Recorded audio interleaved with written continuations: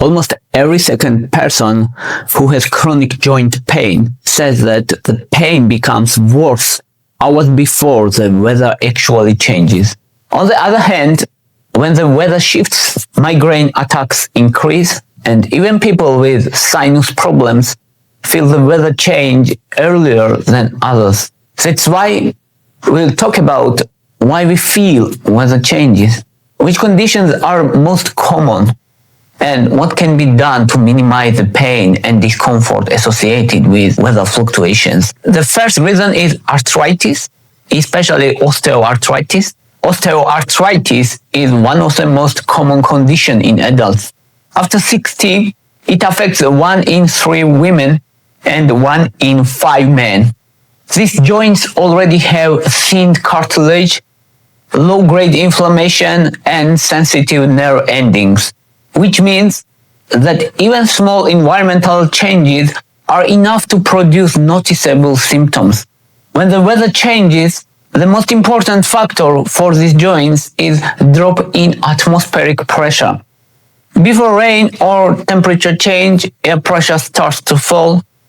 Our joints are closed cavities filled with synovial fluids and surrounded by capsular tissue. When air pressure drops outside, the pressure inside the joint becomes relatively higher. This causes the tissue to slightly expand and fluid to push outward, creating additional tension on already irritated nerve endings. In healthy joints, this expansion is microscopic and unnoticeable. But in osteoarthritis, the joint capsule is stiff, the cartilage is thinner, and the bone beneath is exposed. So even small increase in internal pressure is enough to create a deep, dull, aching pain. That's why many people say they can predict rain. Another factor is temperature change. Cold weather makes synovial fluid thicker, almost like oil becoming more viscous in cold engine. This reduces lubrication and increases friction between joint surfaces. The surrounding muscles are tightened in cold temperature, reducing joint mobility and creating the feeling of stiffness, which is one of the hallmarks of weather-sensitive arthritis. To minimize discomfort, the first and most effective method is gentle warmth. Warmth softens the joint capsule and relaxes surrounding muscles. Even mild warming, such as a warm shower, or heating pad for 10 to 15 minutes reduce stiffness significantly. The second method is regular movement. Movement increases blood flow to tissues and improves the elasticity of the joint capsule. Slow stretching and light walking are enough. When you move, synovial fluid becomes thinner and better distributed across the cartilage, which acts like natural lubrication. The third method is anti-inflammatory strategies. Foods rich in omega-3 fatty acids, turmeric and ginger reduce low-grade inflammation over time. Non-steroidal anti-inflammatory medications also can be used, but they can cause gastrointestinal problems and bleeding risks. The second reason why people feel weather changes is migraine and pressure-sensitive blood vessels. Migraine is not just a headache. It is highly reactive brain state where blood vessels, nerves, and pain pathways respond strongly to even tiny environmental fluctuations. That's why almost 30% of people with migraine attacks report that changes in weather are one of the strongest triggers, sometimes stronger than stress or lack of sleep. The most important factor here is the drop in atmospheric pressure. When pressure falls before rain or before a rapid temperature shift, the pressure outside the skull becomes lower than pressure inside the blood vessels. This makes the vessels in the meninges expand slightly. In migraine-sensitive brains, these vessels are surrounded by hypersensitive trigeminal nerve endings, which immediately react. When a vessel expands, it stretches these nerve endings, And this stretching sends a strong electrical signals to the brain. This activates cascade of pain, nausea, and sensitivity to light and sound. This explains why many people with migraine say the attack begins 3 to 5 hours before storm arrives. Another factor is temperature and humidity shift. Warm air holds more moisture, and high humidity lowers the efficiency of heat loss through the skin. The brain is extremely sensitive to even minor temperature imbalances. When humidity rises quickly, the body struggles to regulate heat. The blood vessels widen to release warmth, and this widening can trigger a migraine attack. Cold fronts can do the opposite. When temperature suddenly drops, blood vessels constrict first, then rebound with dilation. This rapid alternation is one of the strongest mechanisms for weather-triggered migraines.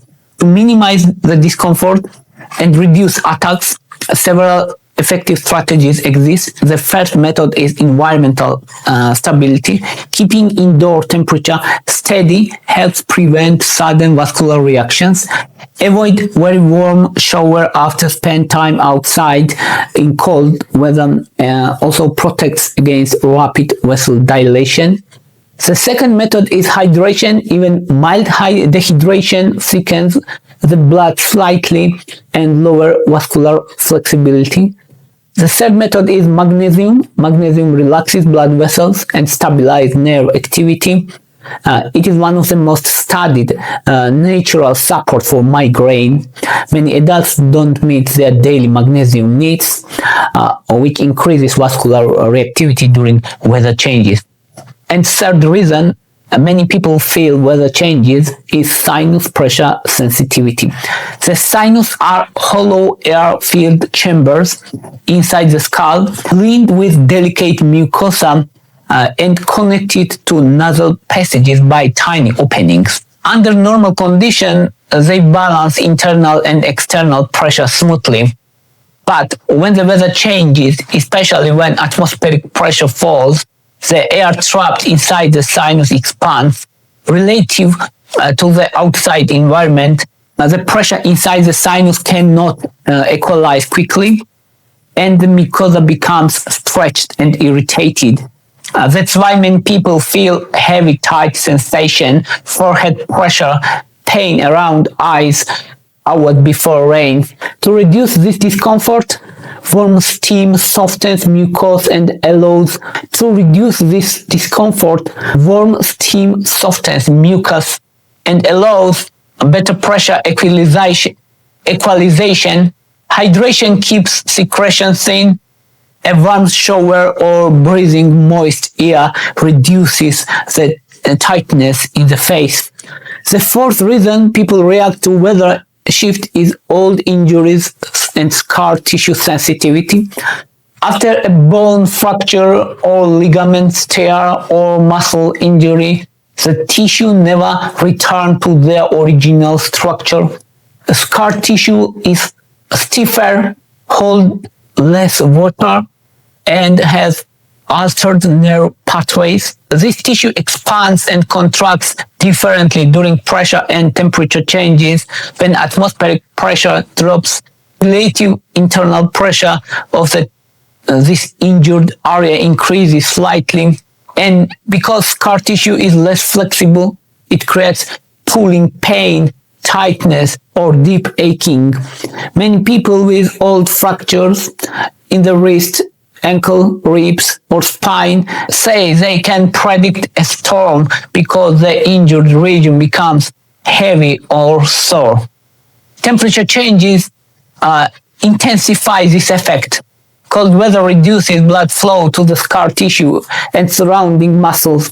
This creates stiffness and slower movement of oxygen into the area.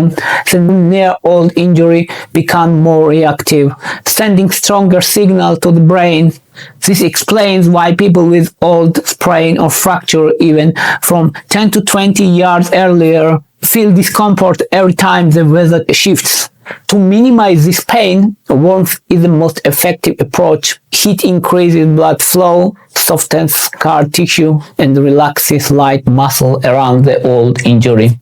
The fifth reason is fibromyalgia and central sensitization, where the entire nervous system becomes more reactive to external changes. Fibromyalgia affects about 2 to 4% of adults, especially women, and involves increased sensitivity in the brain pain processing centers. In these individuals, where the changes becomes amplified signals, a drop in atmospheric pressure increases mechanical stress inside the muscles and fascia. Temperature swings alter how quickly muscles contract and relax. Humidity changes make the skin more sensitive, activating superficial nerve fibers. In a normal nervous system, these signals are mild, but in fibromyalgia, very small fluctuations is magnified and cause pain.